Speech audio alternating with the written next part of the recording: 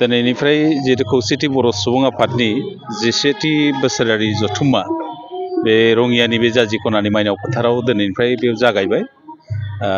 जागायनायनि जाहोनावनो आङो गिबियावनो बे ओनसोलनि साफ्रोमबो रायजो राजा आरो बानजाय आफादनि जेब्लाक मावथिफोर दङ, आफादगिरि मानिनां बे समस्तिनि एमएलए दिगन्त कलिता बिथां, रिसेपसन कमिटिनि मावफुं सोद्रोमा प्रणब बर', जोंनि बर' कसारि वेलफेयार समाज काउन्सिलनि एक्जिकिउटिभ मेम्बार, बेजों लोगोसे बानजाय आफादनि साफ्रोमबो दैदेनगिरिजों लोगोसे रायजो राजाखौ आं साबायखर बावनांगोन।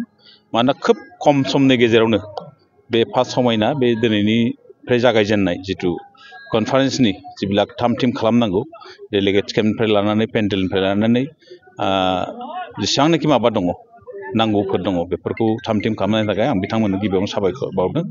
आरो दिनै जिहेतु बेखेवनाय हाबाफारि दं, सायनासालि, मेन गेट, गुबुन बेखेवनाय हाबाफारिया दा सोलिगासिनो दङ।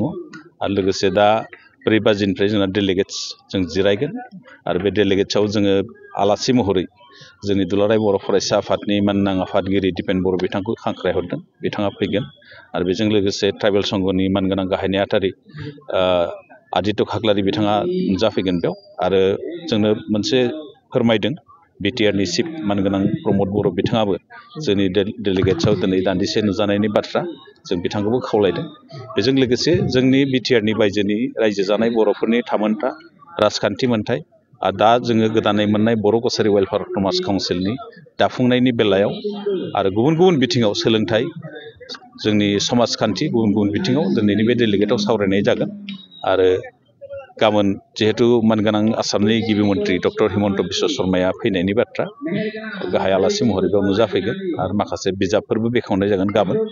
आरो बेजों लोगोसे गाबोननो मोनाबिलि समाव डेलिगेट्सआव जोंनि गोजाम आफादखौ सिमफायनानै गोदान आफादखौ बेयाव दानाय जागोन।